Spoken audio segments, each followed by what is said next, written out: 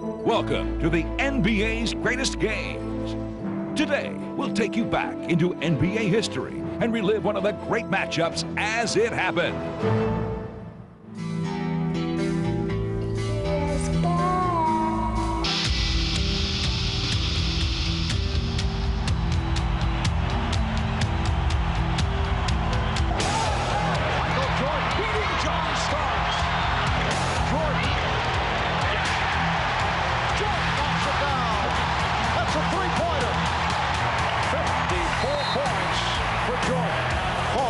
Knicks' worst nightmare. Michael Jordan is back, and the Knicks have no one to thank but themselves and the close scrutiny of the media. Headlines like these make this more than a game. It's personal. The Knicks squandered a two-game lead, so now the series is not in a 2-all. Their major edge is the home court, but that may be enough. They've won 27 in a row at the Garden. Will tonight be 28? Remember, Michael's back.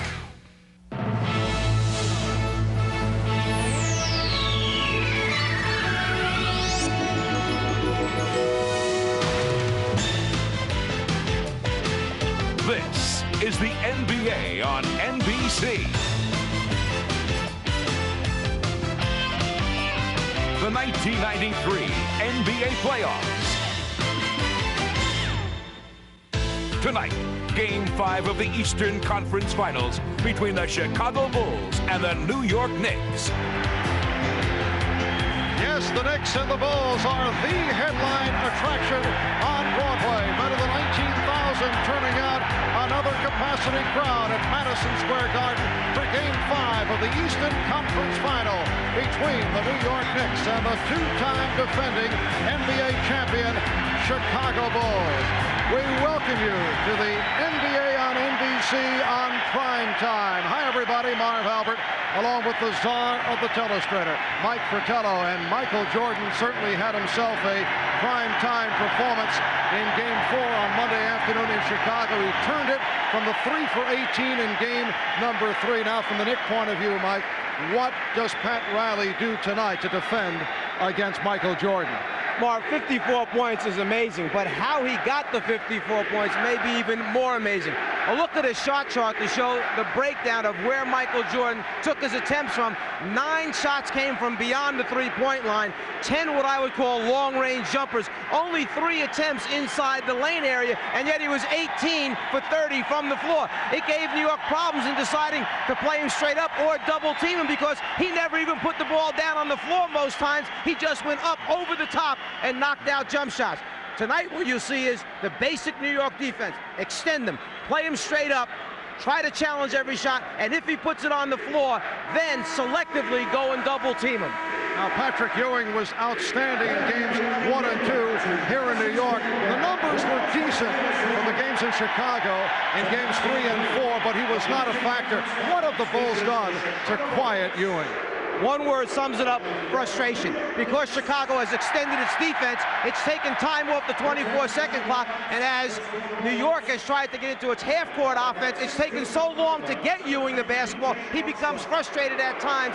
Many times, in fact, stepping out away from the basket, turning himself into a face-up jump shooter. As far as the Chicago staff is concerned, this is great. No offensive rebounds for Ewing, no personal fouls, and they're big people, and I guess we need to give Bill Cartwright a little credit for doing a pretty good job. And as you may be able to tell, this crowd is ready for tonight's action. As always, a star-studded crowd at Madison Square Garden. It is the toughest ticket in town. Back with the starting lineups in a moment.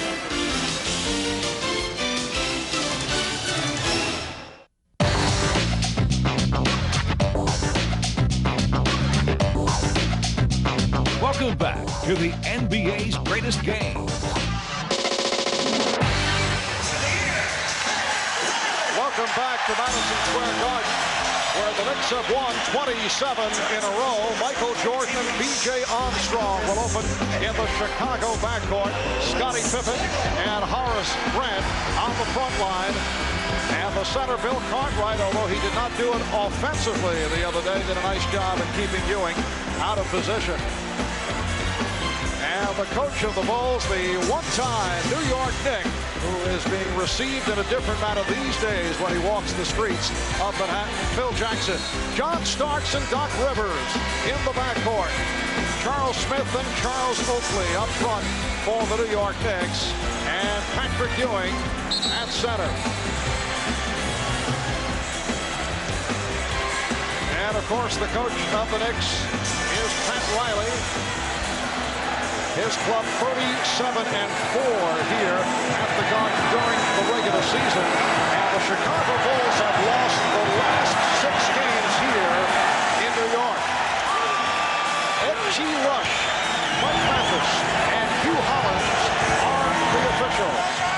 Talking about a very veteran, experienced crew of officials here, ones that will pay strict attention to keeping this game under control from the beginning. Believe me, they understand the mentality of the two teams, how big this game is, and how they're both going to come out to start this game. And certainly both coaches have made their feelings known as they have postured, depending on where the game has been played. Both Phil Jackson and Pat Riley have complained from time to time, just looking to get the edge. Tonight's game marks the Knicks' first game ever in the month of June. This is the latest the Knicks have ever played in a calendar year, and they do control the opening tip. Interesting, at home in the Chicago Stadium, the Bulls would have double-teamed that opening tip immediately like they did in the previous 2 games. This time, they go back, play straight up. Well, they collapse on Ewing, and a foul is called as Jordan collides with Ewing. Michael Jordan was called for 5 fouls in Game 4 in Chicago and picks up the foul very early. One of his strengths, blocking shots from behind the offensive players' heads. Jordan loves to do it. Offensive players must be aware of him all the time when they lose sight of him, because he's probably sneaking behind him, trying to make something bad happen to that offensive guy. That time he got caught early. 14 seconds into the game, he picks up his first foul. Patrick Ewing, as we mentioned at the start, from a statistical point of view, did the job, but he certainly has been a different player as opposed to games 1 and 2 here at the Garden. During the series, averaging 24, it's been consistency for Ewing, who had a very quiet 24 points on Monday afternoon in Chicago. I think what you're referring to is that he just didn't seem to be as active or as involved in all the aspects of the game. Jordan off the mark on his first attempt, but Pippen rebounds. Jordan dishes it out. Armstrong, yes! P.J. Armstrong hits from the corner, and the Bulls with a 2-1 lead. Charles Smith getting down. Charles Smith, the last 2 games, has not been able to stay on the floor because of early foul difficulty. You see a little bit of the offensive philosophy there of New York against the Chicago defense. Get it in, get it up quickly, so that we have more time to operate in the half-court area. They got it up on Pippen. Jordan for 3. Michael Jordan, during the course of this season, has not shot well at Madison Square Garden. In the past, he's had some enormous games. Smith with a nice move. The Knicks 5, the Bulls 2. Minute and a half gone by. Starks guarding Jordan once again, although Jordan expects that he will see a bit of Doc Rivers. Here's Cartwright. So Bill Cartwright, the one-time Knick, able to connect. He was 0 for 4 in 32 minutes on Monday in Chicago. Bill Cartwright is a guy who has been out there, hasn't gotten big numbers, but has still done a very good job of keeping his body, fighting Patrick Ewing down the low post there. He's really the only guy that can command any respect at all from Patrick Ewing. The other people, the Purdue's, the Stacey Kings, he just kind of overpowers them. Charles Smith can be an adventure handling the ball, particularly against the press. Very fortunate to get it down. Oakley pulling up, avoiding the travel, and he's given the Knicks a 7-4 lead. Next adjustment you see by New York. They have Starks behind the front line of Chicago's defense, so he's an attack man and can go right at the basket with numbers 3 against 2. Horace Grant